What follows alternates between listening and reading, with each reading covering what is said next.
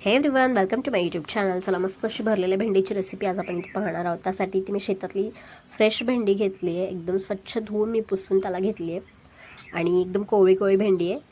याला मी याच्यासाठी लागणारं वाटण काढून घेते. इथे मी 1 वाटी शेंगदाणे, हळद, धना पावडर, गरम मसाला, अर्धा चमचा जिरे, 1 चमचा कांदा लसूण मसाला, 1 चमचा लाल तिखट आणि 10 ते 12 लसणाच्या पाकळ्यामध्ये मी टाकून हे मिक्सरला बारीक वाटून घेणार आहे. अगदी फाईन पावडर करून घेणार आहे मी याची, पाणी न टाकता. पाण्याची थोडी गरज नाही लागणार मला यामध्ये.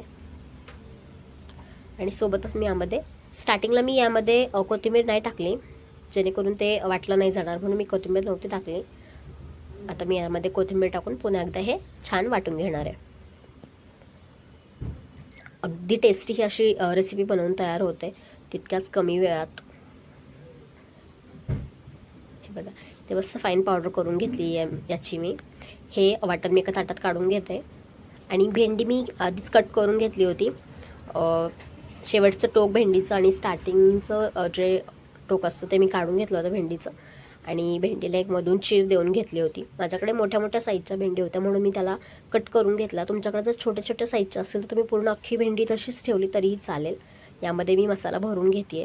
छानपैकी व्यवस्थित मसाला भरून घ्यायचा.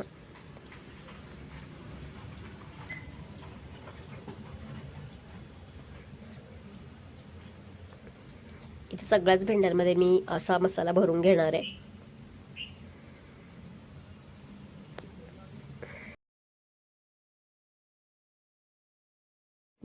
एकदम व्यवस्थित छानपैकी मसाला भरून घ्यायचा. तुम्हाला आवडत असेल तर तुम्ही पूर्ण भेंडी तशीच ठेवली तरी पण चालेल, ती पण खूप कमालीची लागते. मी ते कट करून घेतलं आणि व्यवस्थित छानपैकी मसाला भरून घेतला आहे. इथे बघू शकता मी सगळ्या भेंड्यांमध्ये सेमरित्या मसाले भरून घेतला आहे. तर मी कढई गरम करायला ठेवली आहे. कढई छान गरम झाली की त्यामध्ये 2 मोठे चमचे तेल टाकून घेतले. तेल छान गरम झालं की त्यामध्ये मी एक एक करून भेंडी सोडून घेणार आहे.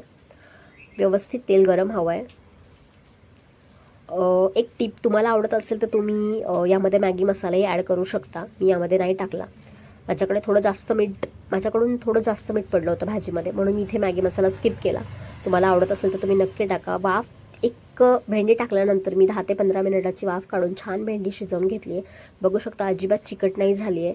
एकदम टेस्टी आणि चटपटीत अशी भाजी बनवून तयार झाली आणि बनवून तयार आहे आपली ही भरली भेंडीची भाजी. तुम्हाला माझी आजची सिंपल रेसिपी कशी वाटली? तुम्हाला जर माझ्या रेसिपीज आवडत असतील तर लाईक, शेअर, कॉमेंट करा. चॅनलला नवीन असाल तर सबस्क्राईबही नक्की करा. सोबतच बाजूला दिलेल्या बेल आयकॉनवर प्रेस करायला विसरू नका, जेणेकरून माझ्या व्हिडिओच्या नोटिफिकेशन्स तुम्हाला येतील. पुन्हा भेटूया अशाच एका नवीन रेसिपीसोबत. तोपर्यंत बाय बाय.